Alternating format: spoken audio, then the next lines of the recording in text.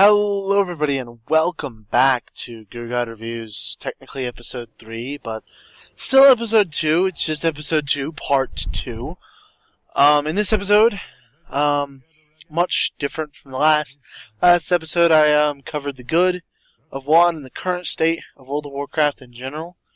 In this episode I cover what, in my opinion, is just the bad of WoD and the wait and see of WoD. The things that haven't fully revealed themselves yet, or are just not very well explained yet. On the top of the list of the bad of WoD, excuse me, my voice is raspy. I went and got some water. Apparently, that's what like 6 hours of talking does to you, because your throat just goes like, "What the dude? Stop." Anyway. The bad of WoD. Top of the list, more orcs. Blizzard. Medsen. No. I'm not even talking to Blizzard. I'm talking to King of the Orcs Medsen. Please, dude. I get it. I really get it. You really, really, really want to give Thrall head. I understand that, dude. In fact, more power to you. Go have gay orcish sex with your best creation, Thrall. I put best in air quotes. Could we stop focusing on orcs for 5 seconds? Really, I mean, is it me, or is anyone else? I know more people out there are like me, but who else is just tired of orcs and humans? Yeah, that's what Warcraft was based around. Warcraft was 20 fucking years old. World of Warcraft is 10 years old. Could we stop with just orcs and humans getting any kind of good development? Could we get some more, maybe, Draenei? Oh, I'm asking for Draenei, knowing what WoD brings. But could we perhaps maybe get some better gnome lore? I mean, I know Blood Elves got a taste of lore. Could we perhaps get some more for them? How about some more lore for the Tauren, who just kind of took a back seat through all Kata and WoD? Or Kata and Mop and probably WoD. Who else can I think of? Oh, can we get some more, Goblin? No, Goblin lore? I mean, they kind of just dominated Kata, but right after Kata, it's like Goblins don't exist. I guess you have that one character in the Horde starting zone in J Forest, but yeah, he's so stereotypically Goblin. I'm pretty sure if you pulled on his ear, gold would just come falling out of it. And Worgen too. Like, Worgen are so underrepresented in just the lore characters. Like, what the fuck is Gangreyman doing? And, I realized that Varian said at the end of Siege of Orgrimmar that they were going to do something about Sylvanas, and I have yet to see that. In fact, I don't know what he's going to do with Sylvanas, considering we're all going to the realm of future past. But no, back to the premise. Please, tone down the orcs. It's starting to get terrible. Because it's starting to get to the point where you're having to reuse old things in order to make orcs at all relevant to the current situation. Which I get to in the next topic, which is the absolutely abhorrently terrible plot. Okay? Let's start off. Garrosh gets set loose from prison, probably by Anduin. We don't know yet. Probably Anduin. And is helped by his best friend, that one bronze dragon on the Timeless Isle who wants all the Epoch Stones that I give every week because I want 200 Valor. Because I can't fucking remember his name. I think it's Kairos? K-A-I-R-O-Z. Something like that. We'll call him Kairos from now because I don't fucking care. Anyway, Kairos, with all of his Epoch Stones, is apparently the traitor of the Bronze Dragonflight, revealed at the very, very end of that little quest you got from him. And apparently he's using all those Epoch Stones to help Gary, whom Garrosh will be called from now on, and you can suck my dick if you think that's bad. Gary over here teams up with Kai. Kai and Gary go on an epic adventure, which involves them going to the past, but to a different universe, but not a different universe, but not back in time, but definitely before the orcs drank blood, but not back in time, because this is not a time travel expansion, but it is. It's kind of an inside joke for those of you who don't know. Blizzard has said constantly that this is not a time travel expansion when it most blatantly is. It's a quote-unquote alternate reality dimension, or alternate reality expansion. And it's really sad to see them scraping this low of the barrel for expansion ideas when they have like so much better reference content like the South Seas or just full-on Emerald Dream expansion. No, we're gonna go to the Days of Future Past again. I've done that twice now. I think I'll do it a third time before it starts getting old. And yeah, they pull out this, which Gary and Kai go back in time to another universe and pull that Draenor, that whole planet, into our universe and our time.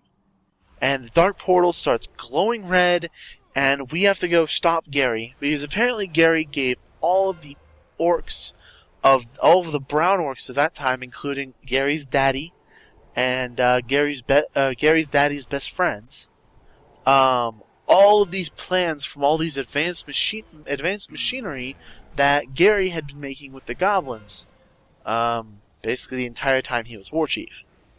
So, in other words, we are going to go stop Burning Crusade 2.0 from happening. Sounds about right. Except the majority of Burning Crusade of 2.0 has already happened. Apparently, for the Alliance, for example, you come in with Karabor, or otherwise known as the Black Temple, being raided by the very same Orc Legion that sacked it in the first place, and you fight it off. So, the Burning Crusade is happening, it's just without demons. Blizzard is just like redacting demons completely, and they're just like, yeah, orcs are just evil, just purely evil, you just give them weapons, whatever you give them, they're just fucking evil, just kill them. Or you give them a purpose with weapons, they're evil, they get their own way and they're just evil. I just really think the starter plot is dumb. I really like the whole premise of going back in time and dealing with these ones. And really, it was summed up in a thread I was reading really eloquently, and I don't remember the exact words, but it went something like this. What they are trying to do is not only appeal to those who played the Burning Crusade avidly, but also those who actually gave a damn about Warcraft 2's story. And they're trying to bring back Warcraft 2 Beyond the Dark Portal and World of Warcraft the Burning Crusade to be able to maximize the possible potential of buyer's remorse nostalgia. Now, that is how I think about the plot in terms of WoD. A lot of the other things in WoD are good, a lot of the other things in WoD are some of the other things in WoD are just bad. The plot is something in WoD that is just... I laugh every time somebody just brings it up, like in a serious conversation. I'm like, oh, yeah, that plot. When they just start talking seriously to me about it, I'm just like, okay, dude, I can't do this anymore. You're making me laugh. You're making me crack up.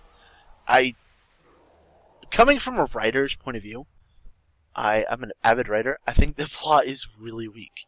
And yeah, I haven't seen it all yet. Don't get me wrong, I'm not in the fucking beta, I'm not in the alpha, I don't give a fuck. But from what they've released, the premise of the plot, what they were trying to sell us at BlizzCon and just in general, it does not look that compelling. It looks like a high schooler could write better. And I say that knowing full well Chris Metzen makes probably 30 times the amount of money I do. But I don't care because I think his writing is trash.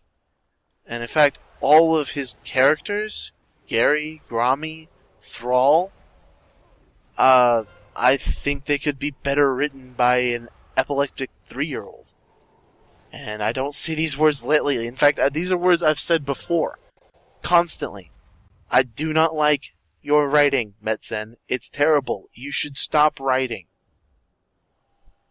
The diarrhea on paper you put out is not writing. It is poop on paper. Moving on from me insulting dear old Metzen, we move to... Oh, God. Oh, this topic. Why did I even put this here? I know I'm just going to bitch about it for like 5 whole minutes. The removal of flying and how idiotic it is. Now, as of right now, as of recording this right this second, they still have said that they might bring back flying in patch 6.1. But, for the time being, in all of Draenor, whenever we go there through our magic dark portal thing, we will be unable to fly, period. We will only be able to use ground mounts until possibly 6.1. That is the cut and dry what I know right there. Now, there are many reasons they're doing this. There could be possibly many good reasons why they're doing this. They have yet to argue with any of them. All of the reasons they've used to argue are facilitated by lack of developer creativity. They are facilitated by general laziness, and they just seem to not be in tune with their own game, and how this game could function with flying intact. If they actually put effort into it. Every argument they've given, I've seen up until this point, has been very, snarky, uppity, kind of.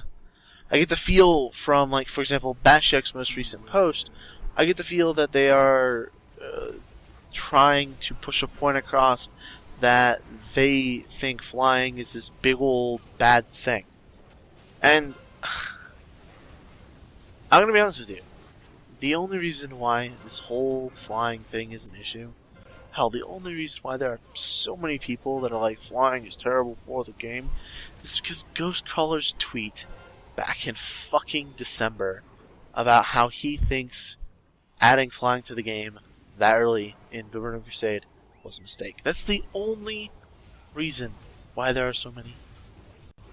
This is the only reason. Everybody, as far as I know, I had yet to see complaints about it until he made that tweet.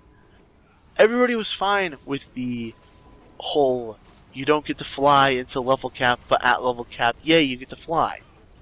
I assumed myself, I was content with that. I don't give a fuck. I'll just run around on ground mount, get the level cap, but then I actually get to fly. The fun begins. I get to go exploring. The main argument an anti-fly person will go is, oh, you get to explore more on the ground. Bullshit. Absolute bullshit, dude. First of all,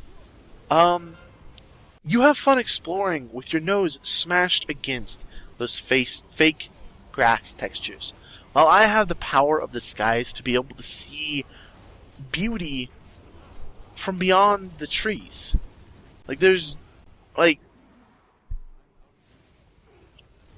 Being able to have a bird's eye view of thing offers much, much more exploration possibilities. You get to see over a ridge that you might have not been able to see from the ground. You get to see what's behind it. Instead of having to trek and wall jump / glitch up behind that ridge, you can actually just fly over that ridge and be like, oh, holy shit, a whole area that wasn't there that is now there because I flew there. Now, the thing about flying is, I know why they're doing it. I don't like why they're doing it. And it's 2 reasons as far as I've been able to deduce. First reason, they don't like to design content on a 3-dimensional axis, meaning they would rather give you a 2-dimensional gameplay game board rather than allow you a 3-dimensional game board because it costs a lot less to produce. 2, the other reason why I think they're going to be releasing flying in 6.1 It's why specifically 6.1 when they've never ever done a specific date on something, especially something like controversial like this. The reason why I think they're going to be doing it in 6.1 is for that in between raid tier subscriber sync. Now I'll give you a little background information on this. Usually an expansion will launch, right? You have a 0.0, a number 0.0 patch, and then you have your 0.1, and then you have your 0.2. Now with MOP, this happened better with MOP. Not as good with Cataclysm, but I digress. With MOP, it went the 0.0 patch, and then a 0.1 patch that was kind of a filler patch, and then a 0.2 patch that was an actual raid. So they were releasing content once every 3 months, but they weren't releasing a main content patch they were only releasing that every 6 months. Okay, so what they're doing is, because the average length of content in terms of raiding lasts about 3 to 6 months for the vast majority of players that actually see that kind of content. Allegedly, I mean, that's what I assume by all the QQ about how long Siege of Orgrimmar is going to last, and all the QQ I've seen about how other raid tiers have lasted. Anyway, from that, one can assume that the middle point, the 0.1 patch or the 0.3 patch, is when their subscriber count is going to just drop the lowest, because they don't really have that much information readily available for the 0.2 patch or the 0.4 patch, but the content for a lot of players is getting a bit from the 0.0 or the 0.2 patch. So, what would they do to be able to stimulate subscribers between a 0.0 and a 0.2 patch with a 0.1 patch? Release flying. Allow you to fly in Draenor. They fucking publicize that shit. They're like, yeah, you get to fly in Draenor, you get to pick up your blah blah blah mount, you get to go to this epic quest, blah blah blah blah blah. Brings back subscribers in the middle of a raid tier for free. You didn't have to do much. All you had to do was lose some initial subscribers for people not wanting to play the game without flying at level cap at the very beginning of the expansion release. You'd lose maybe 10,000 subscribers there, but bring back 100,000 with your 6.1 patch. It's fucking brilliant marketing strategy right there, and I honestly applaud them for thinking that far ahead, and a kind of brilliance in terms of their marketing. But it's really shitty from a consumer end to just be shafted whenever your product is kind of just like, you just kind of like chopped half of it, and you're like, yeah, this is more. You removed an entire axis from my game, and yeah, have fun. Could I live without flying? I definitely could do a game without flying. I might be able to stomach WoW for another expansion if I didn't have to fly during the beginning of the content patch. I don't know. I don't know if I'll be playing much of 6.0 when it releases. Flying, the removal of flying is one of the biggest turnoffs of the game. And you could mock me if you want to. I don't care. It is a very shitty change, and it's for the most blatantly money-grubbing reasons possible. And yeah, Blizzard's a company. But for God's sake, people, grow a brain. Alright, moving on, because I feel like this video is wrapping up to 20 minutes again. The reforming of healers in range completely based on PvP, removing depth from PvE. Let me give you a little background on that. They're axing mobility across the board for both range DPS and healers. And this is primarily PvP change, because I will admit, a lot of healing and a lot of range DPS, it's out of control in terms of the amount of mobility and pure movement these range classes have. However, they are reducing it to a point where they're reforming healers to this active mana regeneration formula, which is kind of similar to the active mitigation formula they have going on for tanks.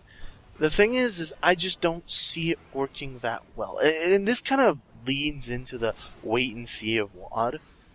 But I don't see the mobility getting all of these classes and stuff getting axed in mobility. People getting used to playing these specs with this thing, like shamans having lightning bolt while moving. They've had that all expansion long. Suddenly axing that, people get pissed off at just the simplest shit. You know? And I could see this just being potentially bad for WoD. It's not really the bad of WoD, that's really kind of bad for WoD. Them making decisions on class mechanics and balance on a purely PvP basis while redacting a lot of the mechanics in PvE. Now, I'm not saying that I have seen some of the mechanics they plan on putting out for the raids in 6.0. I could very well be wrong, but with the amount of mobility reduction that we're seeing in these early alpha class notes, one can directly assume that a lot of the boss fights are just going to end up being tank and spank, sit 'em there, Wrath of the Lich King style, TVC style boss fights. And that kind of involvement, that kind of lack of just, lack of depth is really, I can't tolerate it as a raider. As a PvE raider, it's boring to just have to stand there and cast and cast and cast and cast. And then when I have to move something, I have to interrupt that cast or I get fucked. And that's frustrating whenever you, especially as a healer, whenever you need to clutch heal somebody. And if you have to move the last final second before clutch healing somebody and actually saving them, they're dead. And you couldn't save them. It was either between saving yourself and saving them. And reacting a second too late could have meant your death too. And it's this kind of...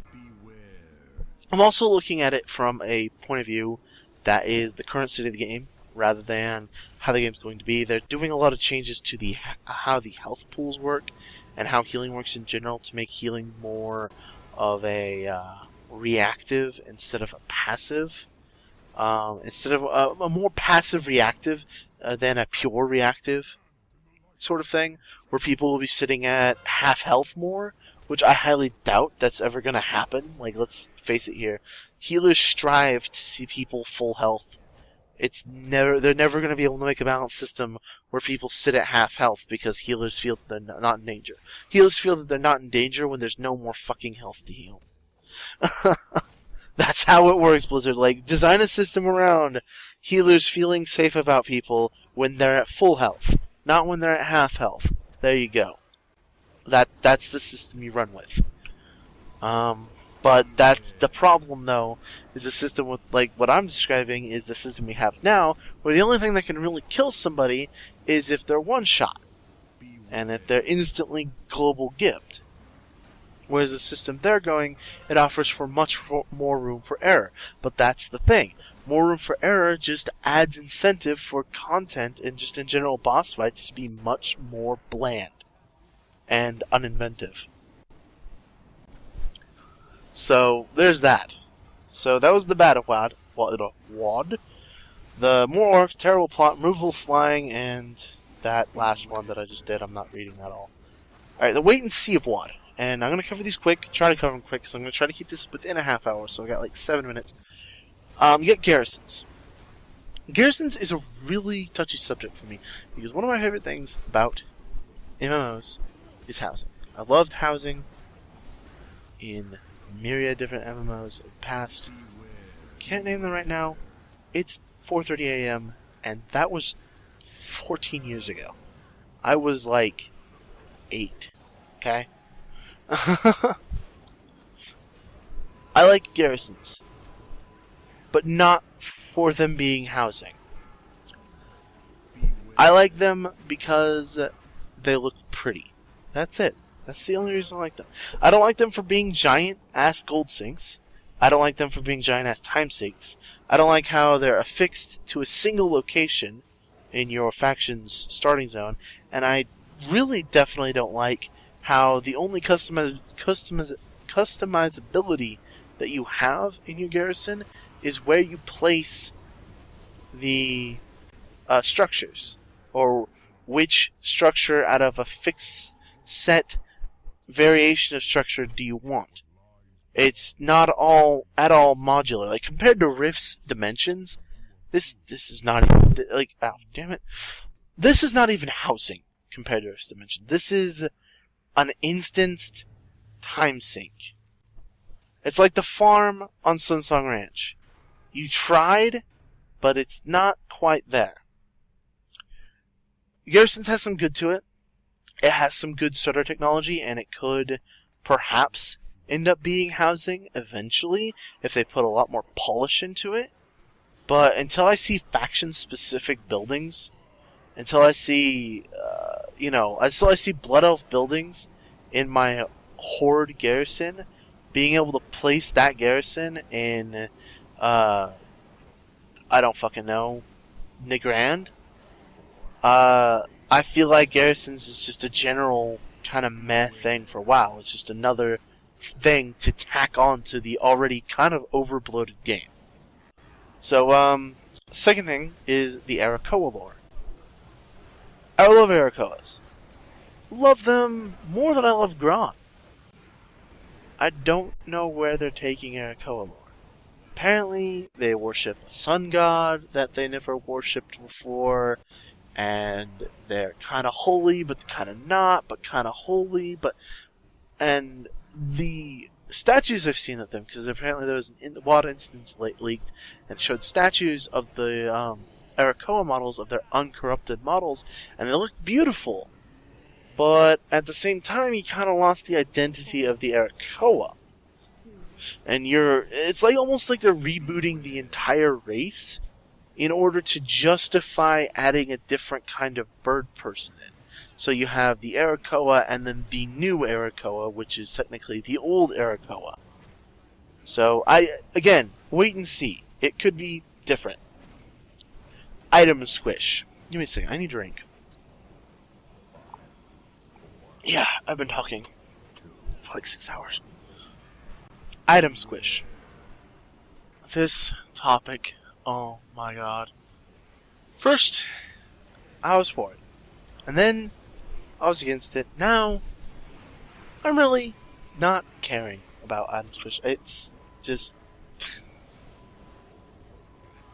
it's something that is so trivial to me. Like, for example, it's something that shouldn't really be thought about, I think, in order for it to make sense. Like, logically speaking, the blocks that Blizzard are having in the game, the hard limit for health on certain mobs, whatever the hell that means, they could be easily coded around. Like, don't try to beat around the bush. You have some amazing coders there, Blizzard. Don't try to fuck around. You know, that you could easily just jack up from a 32-bit engine client to a 64-bit client. I'm not easily, but you could do it. The only reason why you're doing the item squish is to delay the inevitable of the exponential scaling problems you have with MOP. And the eventual exponential scaling problems you'll have with WoD. I mean, with WoD you'll have an extra tier, an extra Warforged separation, or Warforged, whatever the hell it's going to be called, first tier, Ironforged. You're going to have all these extra just item levels sticking out of the game, especially late game. So, I did a calculation not too long ago in a thread that basically meant that WoD's current trajectory in terms of how they have it set up for what's an upgrade, which is about 13 item levels, and what's not an upgrade, and the differences between loot in the different tiers. The way they have it set up is WoD's going to have like 60 more item levels of scaling problems than MOP does, and MOP's scaling problems are horrendous. Like, you could look at a 450 geared player, and you look at a 550 geared player, and it's like they're from different expansions. It literally looks like they're from the height of Burning Crusade compared to the height of the Wrath of the Lich King. That's what a 450 compared to a 550 player is right now. In just a single expansion. That's not good. And it's not looking to get any better with WoD unless they change drastically how stats scale up. But again, this is a wait and see thing. I don't see I don't see personally Item Squish doing much for the game, other than making it feel like it's the Burning Crusade again, with Wrath of Lich King health pool or Kata health pools. And again, that's kind of the throwback to the whole idea of trying to bring back the Burning Crusade nostalgia feel, which I think is cheap. It's really, really cheap. And if that's the main reason why they're doing this, that's not good for the game. The last, but definitely not least, the future possible raid tiers of WoD. This is kind of going to be a short one, because I'm on the past 30 minutes, and I'm just going to finish it up right here. But, future possible raid tiers range from a lot of things. You've got your Arakoa raid, possibly. You've got your Ogre raid, as I discussed earlier in the, I think it was the previous episode. You've got your, apparently there's this place called Fahalorn, which is where a Netherstorm used to be. Or part of Netherstorm, I guess you could say. And that's where all the giants, the rock giants we see in Outland, came from. All sorts of shit, you know? You have the possibility of an upside down Karazhan, which is apparently like this crazy fucking place. You've got, what else do you have? Oh, you have there's been ideas thrown around of the alternate universe, or AU, as they've said. Alternate universe Azeroth, and for example, the Burning Legion, instead of going to AU Draenor, they went to AU Azeroth, and it's the humans and the dwarves and the gnomes that are invading from Azeroth to Draenor. So that could be a thing. I mean, they could do a lot of things with how they're pushing out WoD. Not a lot of them are probably going to get expanded on. Like, I really seriously doubt the AU Azeroth thing. I think they've said before that there wasn't going to be an AU Azeroth. So, yeah, it's up in air. That's again a wait and see. The future possible raid tiers of WoD. But hey everybody, GoGadX here for the addendum to this.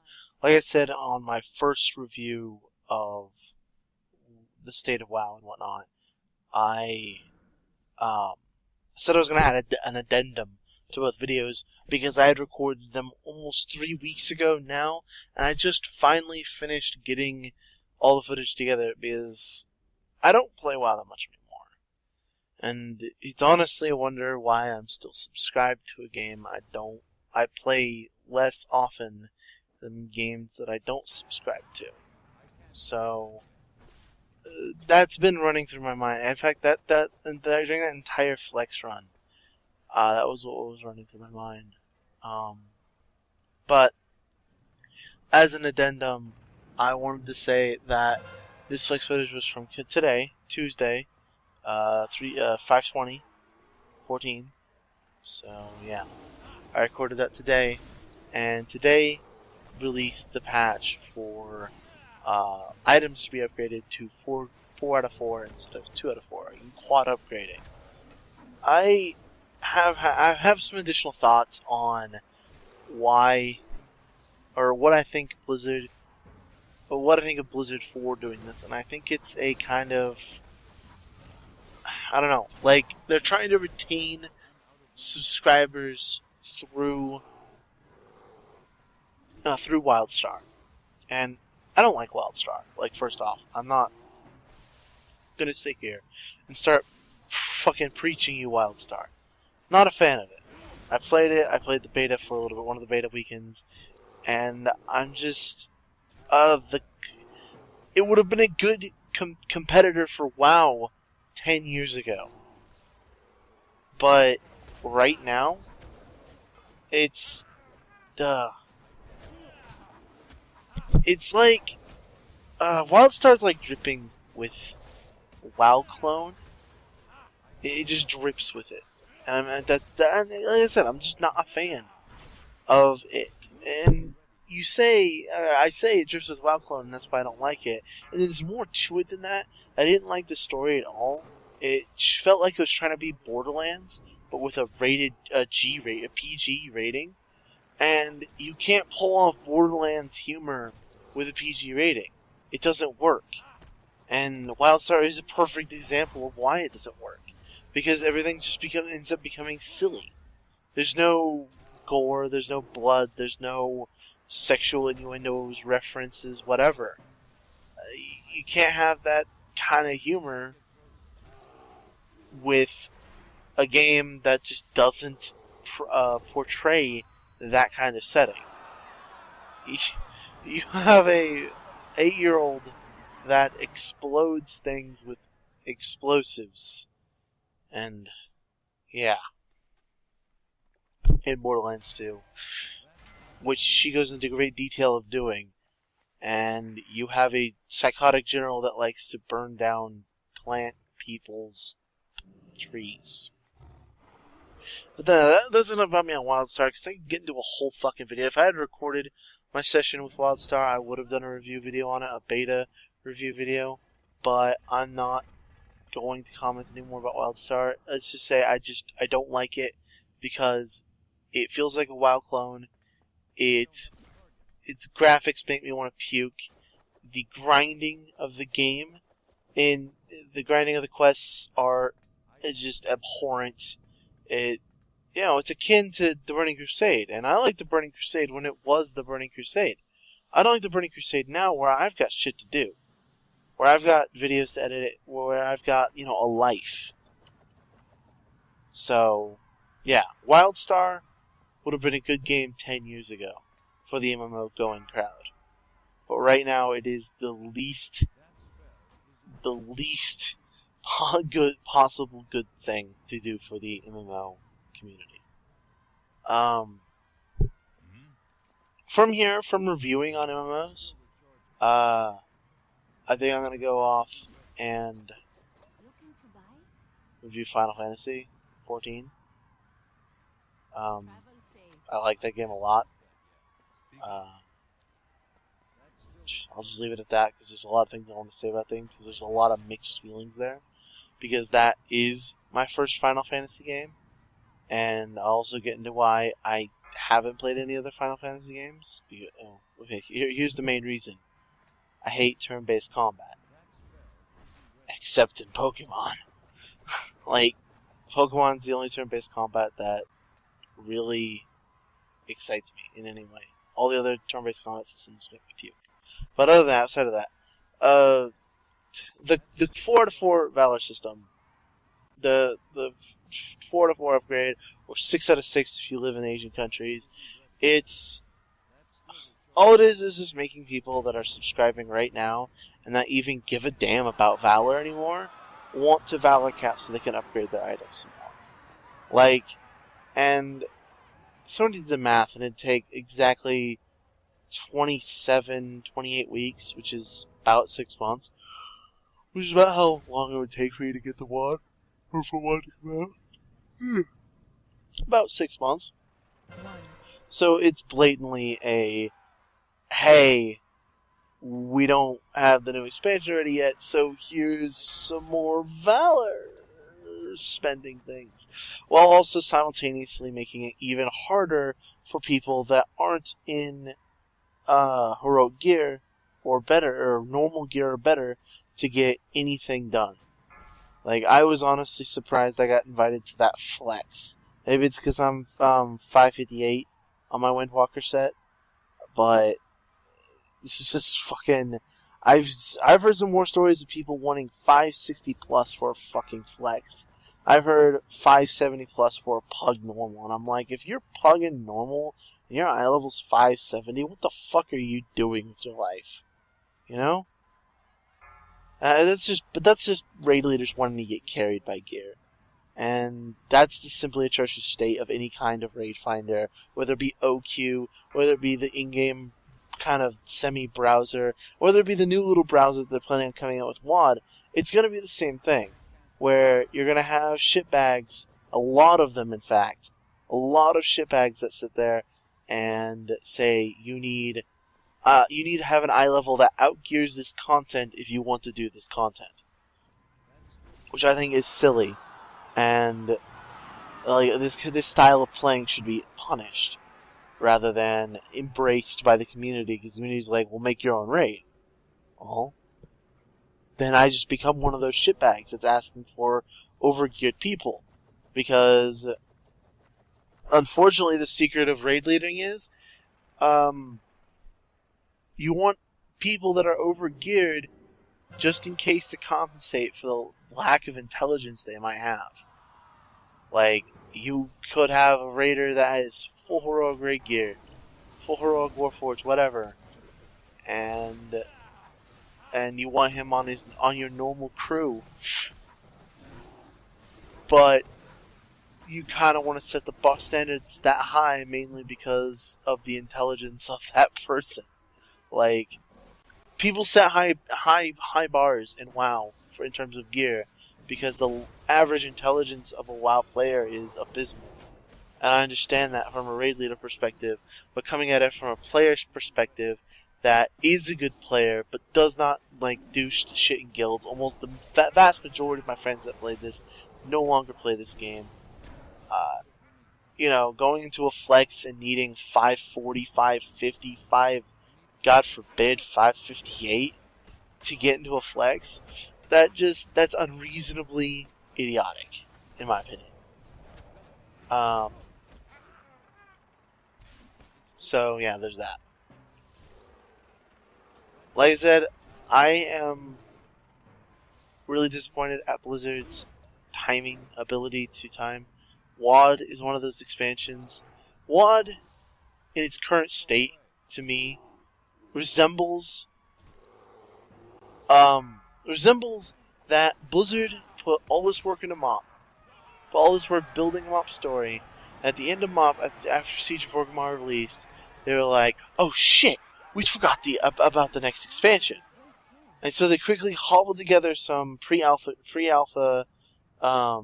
previews. They threw together a cinematic from September till November, and bam, they announced Warlords of Draenor. They threw together a story, that kind of shit. And now they're pushing to push out this expansion, but unfortunately it's going to take a whole year from when they announced it, the day they announced it, it's going to take a whole year for them to come out with it. That doesn't make sense to me. Like, that, if they were working on that expansion the entire time through MoP, the 2 years that MoP ran, then there is absolutely no way that WoD would be coming out next October, November, December. But the reality is that it is, and unfortunately one must conclude that either Blizzard was sitting there jerking off until the very, very end of MoP, and then we're like, oh, we need to do something about that, or a combination of Ghostcrawler leaving and pulling all of their veterans off of Titan and back onto WoW has caused some internal friction to the point where shit's just not getting done. And it could be a combination of the three, could be all three, like a worst case scenario type thing going on. I don't know. I'll never know. But it's got to be one of the three. And that's the reason why WoD is delayed. And honestly, if it's Ghostcrawler leaving, that just means that one guy held so much sway in that company that him leaving just makes the whole thing just crumble. And if it's the internal bickering, they just need to man the fuck up and do their fucking job. Like, they can all be passionate about their own opinions of WoW whenever they're not making a fucking expansion that should have been out next month in June. That should have come out with WildStar. That's what I'm saying.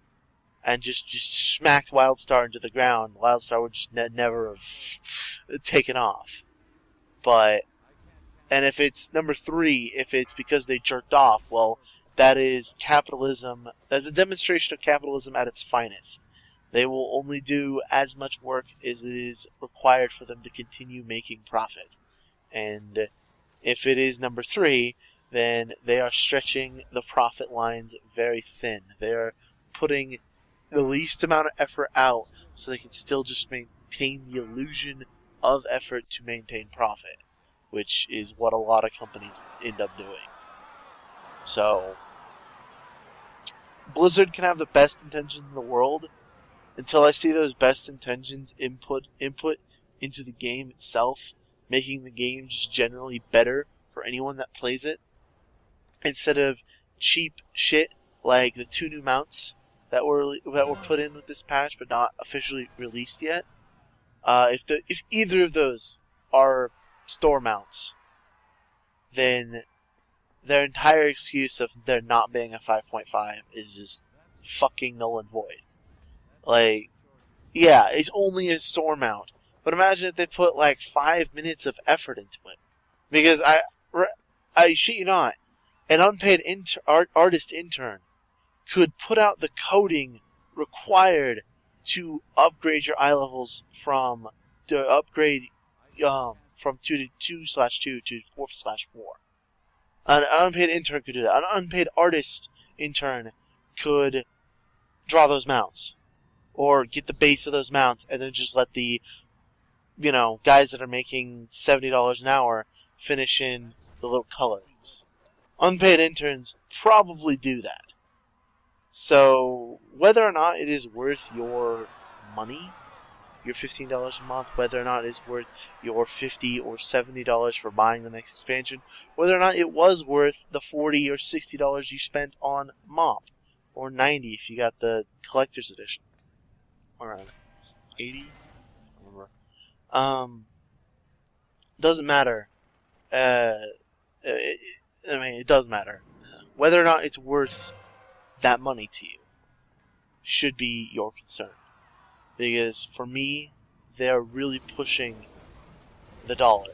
They are really pushing the buck. And for me personally, and it's going to get to the point where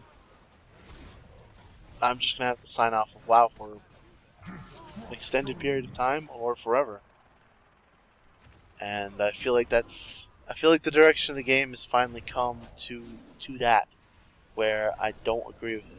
I'm not going to say that I'm going to do that right now, but I'm not really going to go into WoD with the rose-tinted glasses for TBC. In fact, my fucking catchphrase recently for WoD has been, the 3 R's of Warlords of Draenor. Reduce iconic class abilities, complexity, and meaningful rotations, usefulness of any one class or raid group. Reuse a continent from 3 expansions ago, a story arc from 3 games ago, and characters that would otherwise be dead. And recycle a beaten-to-death plotline, the nostalgia goggles from TVC, and boss fight mechanics that make patchwork fights seem complex. The 3 R's of Warlords of Draenor. That has been my description of the expansion to anyone that doesn't follow WoW, any kind of WoW news outlet. And it really is that. Especially since they've been redacting garrisons to their semi-abysmal state where they are now, where it's a semi-mandatory gold and time sync with a customizable entity placement. That's it.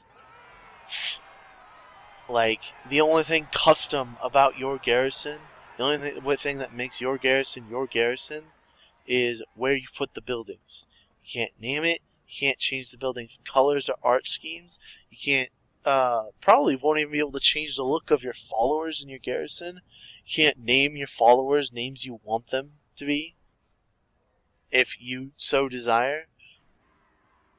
I think it's silly. I think Blizzard could have really had something here with player housing in garrisons. Some topic that they've been avoiding for a long, long time now. And this is something I was originally extremely excited for, because garrisons, I thought garrisons was going to be that solution.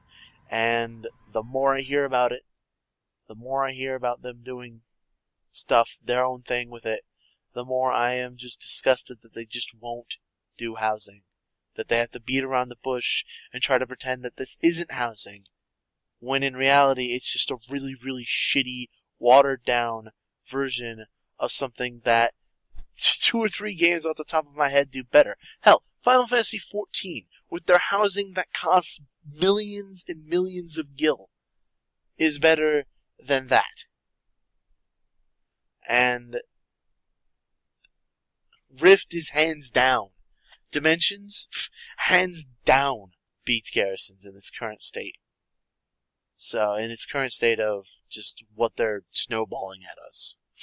So we'll see. So this has been an extra 20-minute fucking addendum onto this video. Good fucking Christ. I'll live. But I want to thank you guys for watching. Thank you guys for sticking through all the way to the end. I appreciate it. None more to say than that. I've been GuruX, and I hope to see you in the next video. Bye-bye.